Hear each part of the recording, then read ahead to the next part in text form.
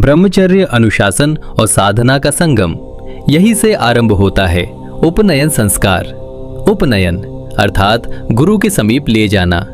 ये 16 संस्कारों में एक महत्वपूर्ण संस्कार है, जहां से बालक के जीवन में ब्रह्मचर्य और नियमों का प्रवेश होता है। शास्त्रीय परंपराओं में जैसे मनुस्मृति, उपनयन का समय इस प्रकार बताया गया है: ब्राह्मण के लिए 8वां वर्ष, क्षत्रिय के लिए 11वां और वैश्य के लिए 12वां वर्ष। इस संस्कार की शुरुआत होती है शुद्धि और देव पूजन से। फिर बालक को यज्ञोपवीत अर्थात जनेऊ धारण कराया जाता है, जो कर्तव्य, अनुशासन और जिम्मेदारी का प्रतीक है।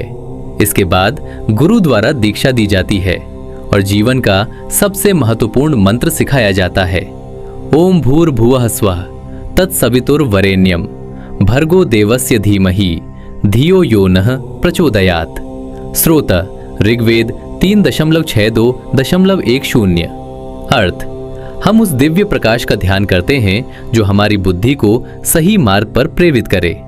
इसी क्षण बालक को द्विज माना जाता है, अर्थात ज्ञान के माध्यम से उसका दूसरा जन्म होता है। कुछ परंपराओं में भिक्षाटन भी कराया जाता है ताकि वो विनम्रता और संयम को समझ सके, क्योंकि उपनयन केवल एक संस्कार नहीं, ये जीवन जीने की दिशा है। ये सिखाता है कि ज्ञान का अर्थ केवल पढ़ना नहीं, बल्कि अनुशासन में जीना है। लेकिन जब अनुशासन स्थापित हो जाता है तो अगला चरण क्या होता है? अगला संस्कार यही बताता है: वेदारंभ संस्कार, जहां ज्ञान केवल शुरू नहीं होता बल्कि गहराई में प्रवेश करता है। ओम सनातन, सनातन ज्ञान की श्रृंखला। ओम सनातन।